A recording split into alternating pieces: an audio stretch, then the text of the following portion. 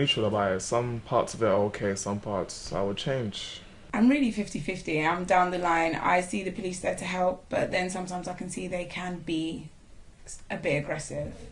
Habitually, I feel a little bit of an anger. It's not a positive thing, to be honest, because of the way they treat most of the black people, really, isn't it? Sometimes quite negative, you know. Sometimes I feel quite bullied. You just think of a kind of big authoritative sort of figure.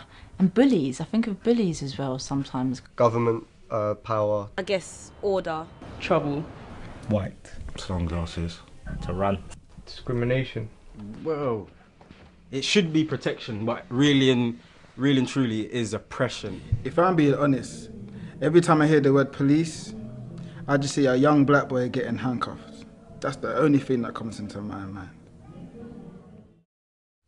I think stop and search is a good thing. It's not a very popular view, but I think it's a good thing. I think it's needed. I'd say it's needed, to be honest. Unfortunately, and there will be innocent people that would get caught up in it, but in the times that we live in, what goes on in those streets, I'd say stop and search is needed.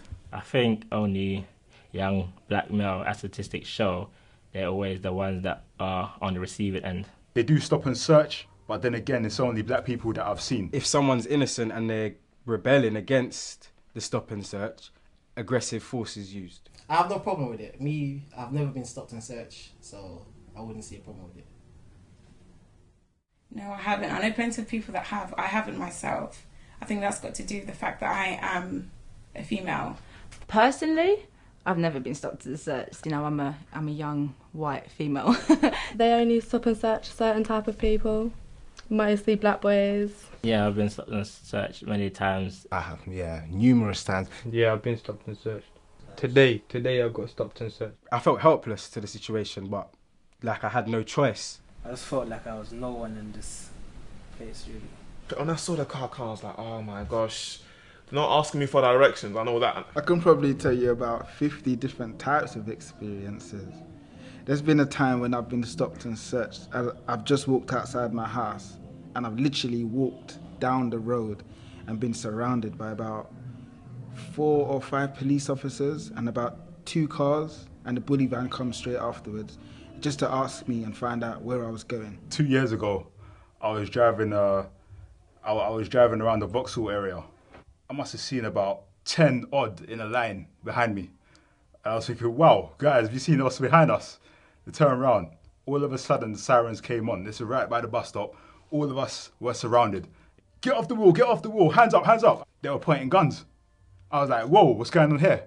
These times I was just coming from church. You could see my Bible on the dashboard. They made us stop at the bus stop and they searched us. Then they asked us to, take down our trousers in the middle of Piccadilly Circus. And I was like, sir, are you sure this is what you're allowed to do? And my friend was arguing with the police officer and he hit him with a baton. The way they handle people is just unnecessary. We're all human beings, like, you don't need to treat me like that. I've been stopped and searched on numerous occasions over my entire teenage life, half of which I can honestly actually say I don't even know what the hell I did. Most of them have been under Section 44 of the Terrorism Act. When I asked them the reason for them stopping and searching me, they said to me, just a routine check. They say you match the description. It was because I fit the description. They said I matched the description. You see someone, you think they look shady. What does shady mean? You see someone, you think they might have drugs or whatever on that. What does that person look like? Between young people in general, I don't know. Between young black people, more specifically young black males, I'll say it's mostly negative. There ain't no relationship between young people and the police. No one wants a relationship with the police. You can ask anyone. It's not good.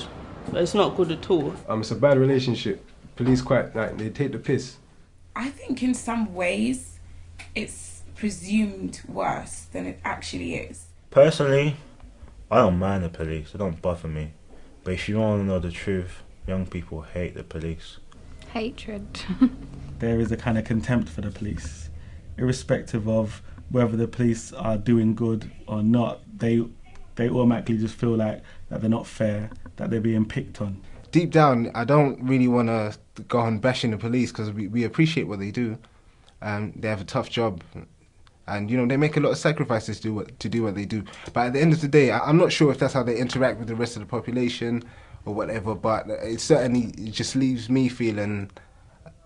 I feel like a victim, and I shouldn't feel like that.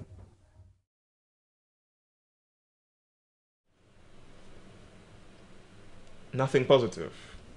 It's grown a lot of bad feelings towards the police. It's definitely had a negative impact. From the figures that I've seen, the conviction rates are so low, and even as a whole, it's a very small part of policing, but it seems to have a very negative impact on community relations. It's a negative impact. They don't really gain much from it. I've never really seen like a successful stop and search without no feelings being hurt, But I don't know, because first of all, I really want to know if you'll listen. Speaking to people behind your uniform in a certain way just because you're wearing that uniform. Like, there's no need to... What's that word? I find that they always have a patronising tone. I would point out that there's a small group, a stereotyped group that are always being stopped. They should make us more aware of our rights. Not everyone's a criminal, just because they fit a description or a stereotype. Well, there needs to be a change, that's obvious. The change needs to start somewhere else first, but the police need to understand and they need to facilitate that change. What is the alternative? And I think that that's something that needs to be a collaborative approach between the, between wider society and the police. And the only way to do that is people to put away their misconceptions and engage in open dialogue with one another. They have to interact with the community a little bit better. It makes your job easier. People are more willing to talk to you and trust you. So be more interactive with the people and treat them like you'd like to be treated. Sit down with young people, kind of like do a presentation to young people why it's important, so that young people can understand exactly like where they're coming from. Policing needs to be done with complete cooperation of the community. You can't just enforce something upon the community, and I think it's important that community leaders and members of the community, young people and youth clubs and things like that are always have got some sort of communication with the police, which doesn't exist at the moment. I would say that I believe that stop and search is being abused. The police don't have to be intimidating, they don't have to be cocky, just be clear, treat people with respect, because it is innocent until proven guilty.